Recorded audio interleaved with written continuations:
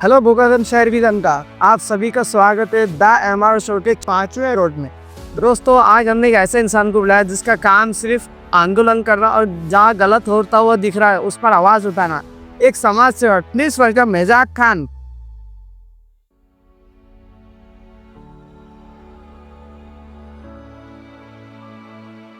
बहुत बहुत शुक्रिया मेजाज भाई हमारे शो का हिस्सा बनने के लिए। एमआर शो में आपका स्वागत है। आपका भी बहुत बहुत शुक्रिया मुझे यहाँ मौका देकर मेरी बात जनता तक पहुँचाने के लिए। एमआर शो का मैं तहे दिल से शुक्रिया अदा करता हूँ। बिल्कुल सर, आपकी एजुकेशन में जानना चाहता हूँ। आपकी जानकारी के लिए बता दूँ, मैं ग्रेजुएट है और इसके अलावा मैं 2003 में आईएएस की प्रिपरेशन भी कर चुका हूँ। सर, आम आदमी पार्टी से जुड़ने का आपका कारण क्या है? केजरीवाल साहब का एक बहुत फेमस डायलॉग है जो मुझे बहुत पसंद आता है। उनका बोलना है कि हम राजनीति करने नहीं आए हैं और हम राजनीति बदलने आए हैं। और आज कहीं ना कहीं मैं देख रहा हूँ पूरे देश के अंदर राजनीति बदलने की शुरुआत हो चुकी है। बिल्कुल, क्योंकि पहले क्या होता था, जो भी टैक्स का जनता के पैसा आता था उसकी सुविधाएं सिर्फ नेता लोगों को ही और बड़े बड़े पॉलिटिशियन को भोगने को मिलती थी। बिल्कुल। लेकिन जब से आम आदमी पार्टी मैदान में उतरी तब से आप देखेंगे कि जनता के टैक्स का पैसा जनता पर लगाना बाकी सरकारों की मजबूरी हो गया। और ये चीज़ मुझे बहुत पसंद आई, इसलिए मैंने सिर्फ आम आदमी पार्टी को ज्वाइन करना पसंद किया।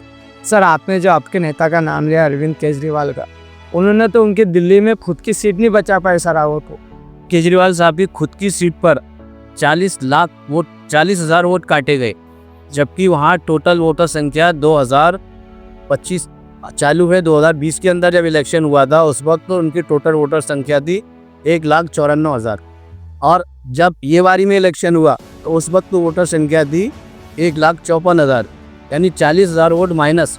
जबकि केजरीवाल साहब पिछली बार 26,000 वोट से चुनकर आए थे, प्लस इन्होंने 4,000 वोट वो सीट पर नए वोटर ऐड किए। अच्छा, उसके बाद में ये 4,000 वोट से चुन के आए हैं। इसका मतलब आप केजरीवाल साहब को हारे नहीं हैं, बहुत बड़ी प्लानिंग कर और इलेक्शन को कैप्चर कर मैं कहूँगा, बल्कि इलेक्शन को पूरी तरह से टेम्पर कर उनको हराने की बहुत बड़ी साजिश की गई और लोकशाही का गला घोटा गया। सर, आप आम आदमी पार्टी से कब से जुड़े हुए हैं यहाँ पर? भोकरदन शहर में मैं आम आदमी पार्टी से 2022 के अंदर जुड़ा और तब से मैं लगातार आम आदमी पार्टी के विचारों को आगे लेकर जा रहा हूँ। सर, अब तक आपने कितने लोगों को जोड़ा आपकी पार्टी? हमारी पार्टी से इंटरनली अगर देखा जाए तो मैं समझता हूँ अपने शहर के अंदर अच्छा, लगभग 50% लोग हमसे जुड़े हुए हैं इंटरनली, लेकिन एक्सटर्नली वो सामने नहीं आते हैं। क्यों इंटरनली है सर, एक्सटर्नली सामने नहीं आते? मुझे समझा नहीं है क्यों ऐसा कर रहे लोग। वो क्या है सर, यहाँ जो वर्चस्व है बड़े बड़े पैसे वाले लोगों का है। मैंने लोगों के अंदर जाकर देखा, किसी पर पॉलिटिकल प्रेशर बनाया जाता है, किसी पर फैमिली प्रेशर बनाया जाता है। और जैसा कि देश के अंदर एक माहौल बना हुआ है कि लोगों के कुछ ना कुछ गलतियां हो जाती हैं, कभी ना कभी गलती मेरे से भी हो सकती है, किसी से भी हो सकती है, तो वो लोगों की गलतियों का नाजायज़ फ़ायदा उठाकर उनको किसी न किसी तरह से ब्लैकमेल किया जाता है, इसलिए लोग सामने नहीं आते। सर, भोकरदन की राजनीति पे आते हैं। अभी राष्ट्रवादी पार्टी और कांग्रेस की बहुत दिनों से युति का चल रहा है। अभी तक खुलकर कोई भी नगर अध्यक्ष के फेस नहीं आया, ना आपकी पार्टी से आया, ना खुद दूसरी कोई भी पार्टी से आया। देखिए, जैसा मैंने अभी थोड़ी देर पहले बताया, पहला सवाल आपका जवाब देता हूँ कि युति जिस तरह से आप बोलेंगे, इनका जो कांग्रेस पार्टी हो या राष्ट्रवादी जी, इनका कांग्रेस का देश के अंदर से और राष्ट्रवादी का महाराष्ट्र के अंदर से वजूद लगभग ख़त्म हो चुका है। अब ये वजूद की लड़ाई लड़ रहे हैं। यहाँ तो स्ट्रॉन्गेस्ट है ना सर, दोनों भी है भोकरदन से। अगर मैं भोकरदन शहर की बात करूँ तो सब कुछ स्ट्रॉन्ग नहीं है। अगर ये इनकी पोजीशन स्ट्रॉन्ग होती तो इनको आज उम्मीदवारों के लिए लोगों के घरों के चक्कर नहीं लगाने पड़ते थे, लोगों की खुशामतें नहीं करने पड़ती थी, लोगों के पैरों में नहीं गिरना पड़ता था। आज ये हालत है कि उम्मीदवारों के लिए लोगों के घरों को फ़ोनों पे परेशान करके रखा है। कुछ उम्मीदवार तो ऐसे हैं जिन्होंने फ़ोन बंद करके रखा है, यहाँ तक कि मेरे को खुद पर और मेरे खुद के पार्टी के जो पक्के कार्यकर्ते हैं जिन्होंने नॉमिनेशन भर दिया या भरने की तैयारी में, उन पर इतना प्रेशर बनाया जा रहा है चारों तरफ से कि बस किसी भी तरह से हमारे साथ आ जाओ। अच्छा, अगर इनकी पोजीशन इतनी अच्छी होती थी तो इस लेवल पे जाना नहीं पड़ता था इनको। आपकी पार्टी का भी क्या पोजीशन है सर? ये हमारी तैयारी पूरे 21 एबी फॉर्म मेरे पास आए हुए है। 3 दिन से मेरे पास एबी फॉर्म अवेलेबल है और हमारी तैयारी पूरे कैंडिडेट उतारने की है। लेकिन जो मेन मसला आ रहा है, हमने राजनीति बदलने की जो दिल्ली से शुरुआत हुई वो मुकर्रम के अंदर की है और हमारा बोलना ये है, हम पैसे वालों को टिकट देने वाले नहीं है। सर आपने अभी कहा कि कांग्रेस को भी उम्मीदवार नहीं मिल रहे और राष्ट्रवादी को भी उम्मीदवार नहीं मिल रहे, तो आपके पास उम्मीदवार है क्या उसके पास? हमारे पास लगभग उम्मीदवार अवेलेबल है, लेकिन खींचातानी यही चालू है, लोग कसम में है, क्योंकि हमारे पास जो उम्मीदवार है पूरे ही गरीब दुबले हैं। अच्छा। और हम चाहते हैं कि जनता उन गरीब दुबले लोगों को ही चुन के दे, क्योंकि जब आप देखते हैं कोई समस्या आती है, गरीब दुबले इलेक्शन नहीं जीत सकते क्या सर? ये लोगों की मेंटलिटी बन गई है। अच्छा। हमारा तो ऐलान ये है कि हम चाहते हैं कि, बल्कि मैं दावा करता हूँ, अगर हमारे पूरे 21 मेंबर तैयार हो जाते हैं और 21 एबी फॉर्म वहाँ तक पहुँच जाते हैं, क्योंकि खींचातानी बहुत चालू है। हमारे जो कार्यकर्ते हैं या हमारे उम्मीदवार हैं उन पर सबसे ज़्यादा ध्यान लगाया जा रहा है, और अगर हमारे इतने पूरे बन जाते हैं तो मैं दावे के साथ कह सकता हूँ हमारे 10+ सीटें भी आएंगे और हम नगर अध्यक्ष भी हमारा बनेंगे। सर आपकी पार्टी की एक चीज़ देखा मैंने, आपकी पार्टी में ज़्यादातर लोग टिकते नहीं है, दूसरे पार्टियों में चले जाते हैं, प्रवेश कर लेते हैं, इसकी क्या वजह है? ये ट्रेडिशन क्या बना है, गिव एंड टेक, यानी कुछ दे दो कुछ ले लो। लोगों को हम जो कर रहे हैं आज, हम एक तरह से हवा के विपरीत दिशा में बहने की कोशिश कर रहे हैं और लोगों को आदत पड़ गई है मुर्दा मछलियों की जैसी पानी की धारा में बहने की। बिल्कुल। और हमने ये कसम खाई है कि हम धारा को चीर के पार निकल कर जाएंगे, और इस चीज़ को हर कोई तैयार नहीं होता है।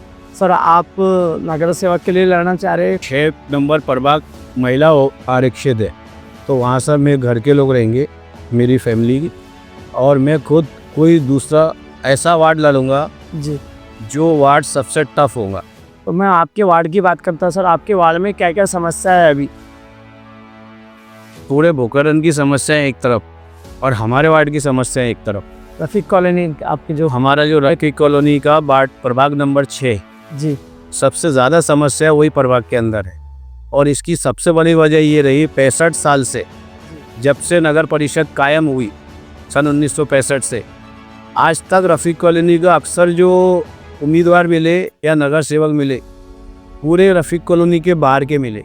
बाहर के मिले, वो चुन के आते हैं, कुछ लोगों को लालच देते हैं और वापस घर पर जाकर बैठ जाते हैं। वही इसलिए आज तक रफीक कॉलोनी का डेवलपमेंट नहीं हुआ। कुछ लोगों ने तो कुछ बड़े प्रॉब्लम बताओ हमको उसमें, जो बहुत ज़्यादा दिनों से वो समस्या चालू है, आपने बहुत ज़्यादा उस पर आवाज़ भी उठाया लेकिन उसका स्ट्रिक्ट एक्शन कभी लिया नहीं गया, ऐसे कुछ मुद्दे बता। हमने जो समस्या उठाई उन पे एक्शन हुआ, लेकिन जिस लेवल पर होना चाहिए उस लेवल पर नहीं हुआ।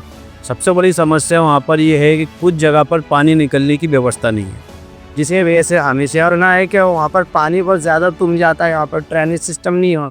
हमेशा वहाँ लोगों का थोड़ी सी बारिश हुई तो पानी तुमे हुआ रहता है, और कभी कभी तो बारिश नहीं भी हुई तब भी वहाँ पानी तुमा रहता है। ये सबसे बड़ी प्रॉब्लम है। रास्ते नहीं है हमारी तरफ, पानी नहीं है, गंदगी इतनी है कि गाड़ियाँ, अभी जब से हमने स्ट्रगल शुरू किया तो आप मालूम कर सकते हैं रफीक कॉलोनी प्रभाग के अंदर कि तब से कम गाड़ियाँ चालू हुई। सबसे बड़ी एक वजह ये भी सर की रोड के सालों से बना नहीं है शायद। आपने कभी इसके बारे में आवाज़ नहीं उठाया? हमने इसके बारे में एक दिन आमदार कार्यालय पे भी गए, तो हमारे आमदार साहब से मुलाकात नहीं, बस्ती के कुछ लोगों को लेकर गए। हालांकि मैं विपक्षी पार्टी का है, फिर भी मैंने उनको एक निवेदन मेमोरेंडम बना के दिया आमदार साहब को।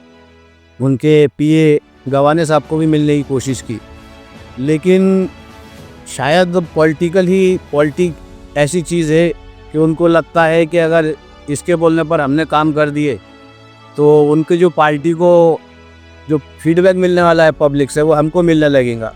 इसलिए जानबूझकर वंचित रखा जाता है, ख़ास करके मुस्लिम एरियो को ये बड़ी तकलीफ़ होती है। और इसी के साथ मैं एक बात और बोलना चाहता हूँ, इससे पहले भी जो नगर सेवक हुए रफीक कॉलोनी के, मैं चाहूँगा आप इस शो पर उनको बुलाएं और उसे पूछे कि रफ़ीक कॉलोनी की ये हालत के लिए तुम कितने ज़िम्मेदार है, क्योंकि तुमको 5 नहीं 9 साल मिले। बिल्कुल सर। 4 साल ये जो एक्सटेंडेड हो गए। आप नगर सेवक थे, हमने कुछ नहीं होते हुए भी लड़ झगड़ कर रफ़ीक कॉलोनी के अंदर 3 गलियों को काम मंजूर कराए और वो काम भी हुआ, लेकिन कुछ वजह से कुछ काम अधूरा रह गया है और वो काम पिछले 9 साल में कभी भी कोई नगर सेवक ने नहीं कराया। तो मैं चाहता हूँ आप उनको यहाँ बुलाए और जनता के लिए उनसे ये सवाल करें, आपने 9 साल जनता के वेस्ट कर दिए। बिल्कुल सर, ज़रूर बुलाएंगे अब आपके और रफ़ीक कॉलोनी की आवाज़ को हम ज़रूर पहुंचाएंगे। सर, आपकी एक इमेज अच्छी बनी हुई बाहर के, आप कभी भी गलत चीज़ों के लिए आवाज़ उठाते रहते हैं, आंदोलन करते रहते हैं, लेकिन एक इमेज आपकी निगेटिव भी जाती है कि जो नए अधिकारी उनसे मिलते नहीं ज़्यादा और आप एक टाइट आवाज़ में उनसे बात करते हैं और कुछ हंसी मजाक की भी आपकी इमेज बन रही है बाहर, उसकी क्या बोलेंगे आप? जो आपने बोला अधिकारियों से मिलते नहीं हैं, तो हमारे मानना ये है कि अधिकारी जनता के सेवक है और संवैधानिक तरीके से वो जनता के नौकर है। लेकिन अधिकारी अगर जनता का काम करते हैं तो हम वो अधिकारियों को सर पे बिठाने को तैयार है। लेकिन जब हम ये देखते हैं कि कोई अधिकारी हो या पॉलिटिशियन हो जनता के विरोध काम कर रहा है जी, तो उसके खिलाफ हम पूरी ताकत से आवाज़ उठाने को भी तैयार है, उनका सामना करने को भी तैयार है। और दूसरी बात ये, अभी नए सीईओ आए हैं, वो कुछ पब्लिक के लिए काम कर रहे हैं, हम उनके हमेशा साथ में है। दूसरा, आपने सवाल किया आपकी इमेज एक हंसी मजाक की बन जा रही है, तो उसके लिए जो सस्ते किस्म के यूट्यूबर जिनको कहना चाहिए, जो खुद के लाइक कमेंट और व्यूज़ के लिए, बिल्कुल उनकी ये हरकतें देखी मैंने कि जैसा कहीं भी बैठकर चर्चा अपनी नॉर्मल चालू है और अचानक वो कैमरे चालू कर दिए, वीडियो बना लिए। फिर नॉर्मल चीज़ जो जनरल लाइफ में बात होती है, वो चीज़ अगर पब्लिक की जाएंगी तो वो सस्ते यूट्यूबर अपने लाइक और कमेंट के लिए करते हैं, तो उसका कुछ फ़र्क नहीं पड़ता। जनता भी समझदार है, जनता जानती है कौन क्या है। बिल्कुल सर। सर, भोकरदन की जनता या आपके प्रभाग को आप कुछ मैसेज देना चाहते हैं आखिर?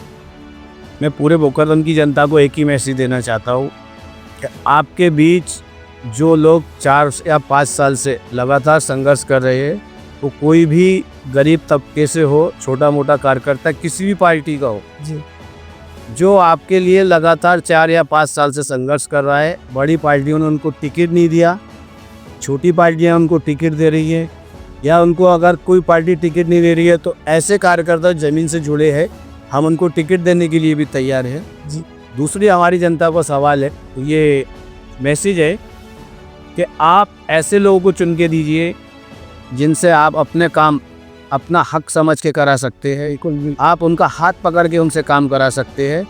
ऐसे पैसे वाले लोगों को गलती से भी भूलकर अपना कीमती वोट ना दे, जो अगर आपने 2 बार उनको फ़ोन कर दिया तो तीसरी बार आपको डायरेक्ट गाली भी दे सकते हैं। बिल्कुल। बहुत अच्छा लगा सर आपसे बात करके। लिटरली हमें ऐसा लगा है कि आप कुछ कर सकते हैं अगर आपके हाथ में या फिर आप नगर सेवक बनते तो।